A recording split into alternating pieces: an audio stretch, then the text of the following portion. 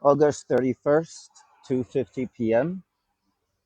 I'm on Dunleavy Avenue at East Pender.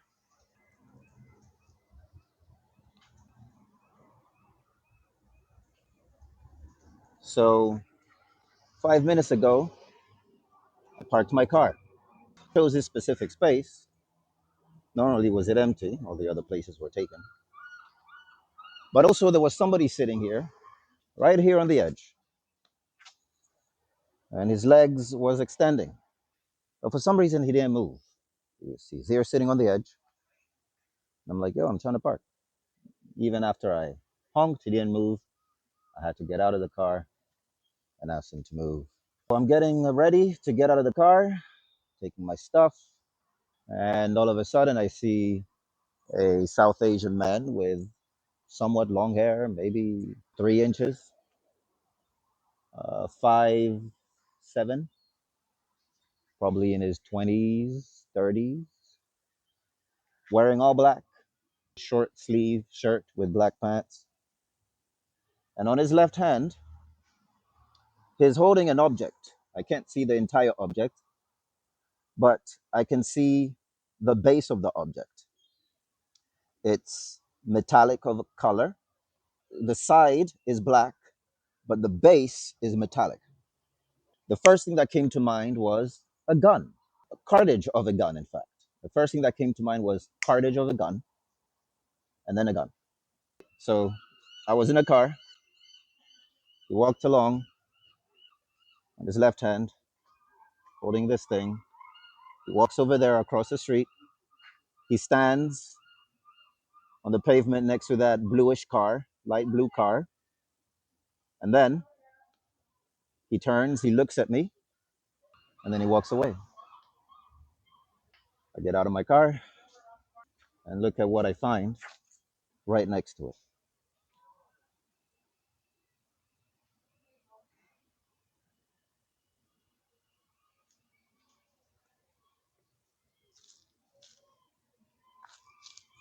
If you get closer, it's berries. And far away, plastic bag with blood in it. Why would somebody threaten me this way? Who would threaten me this way? Because this is a very good setup. They predicted, right? It's almost like predictive policing. Hmm. Almost like entrapment, which the police is also very good at.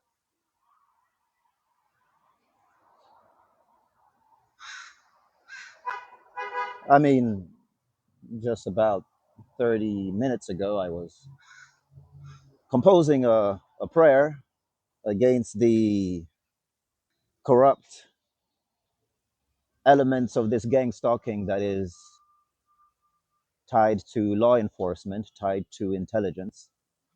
Because, as I will share later on in the video, the nature of this gang stalking is so orchestrated. There's so much elements about it that it's like, who has the skill, the time, the resources to stalk me, surveil me, harass me for such a long time, and to do it all while hiding in plain sight because they're very aware of the law. Well, on the one hand, private investigators, security detail, that's on the private sector of law enforcement or security and order. And the public side of this umbrella is the police, military, or veterans.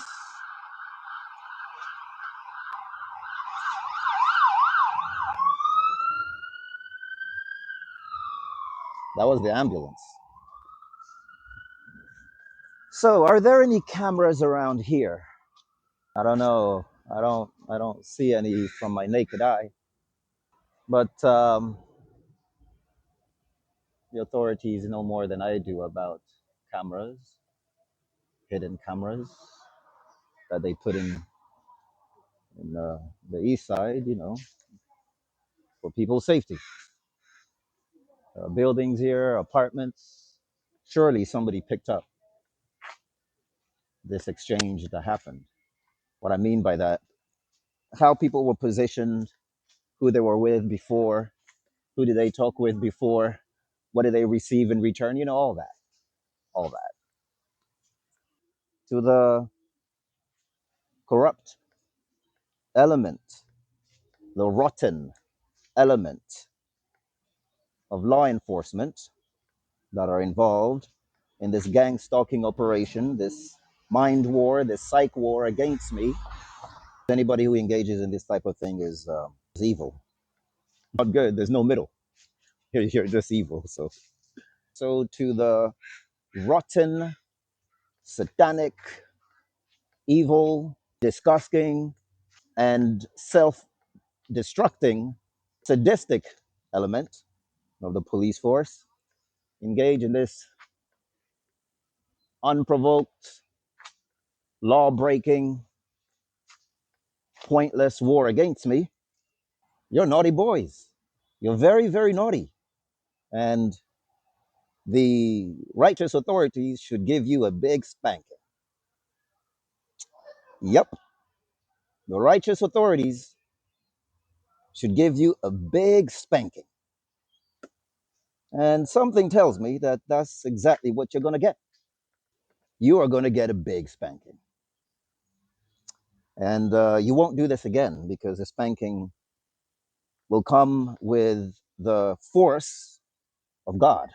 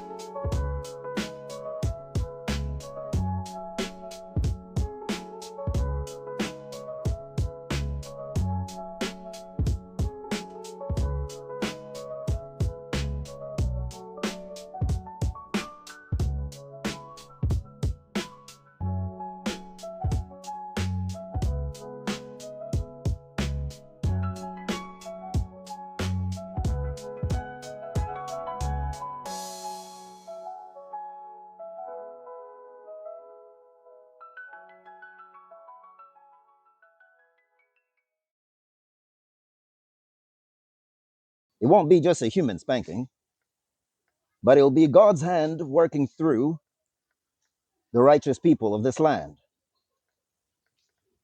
You will be mocked. You will be metaphorically stoned. You will be quarantined like a disease, a cancer that we don't want in our society. And you'll be forgotten just enough. The just enough that will be kept of you, that will be remembered, is your sins, your crimes, your bad behavior. It's going to go on textbooks for people who are wanting to be in law enforcement or intelligence. It's going to go as well in a sociology first year, second year textbook. And then from a textbook, it's going to be a full book that folks in criminology and the sociology of crime and the psychology of power and sadism are going to read over a period of 4 to 8 months, a full book dedicated to this. And it won't just be one, there'll be multiple that will take various angles to make sense of how could this have happened. Some people are going to take a psychological approach, some people are going to take a sociological approach, some people are going to take a psychosociological approach, some people are going to take an economical approach, some people are going to take a spiritual approach, some people are blah blah blah blah. But thank you for your service to Canada, which came not in the way that Canada had hoped you would serve through the oath you took, but your service has been indirect. God has used this situation in order to demonstrate the cancer in our society that we have to obliterate.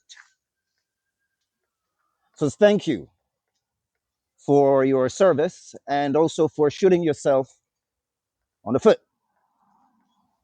for showing yourself to the world who you truly are. Silly, silly boys.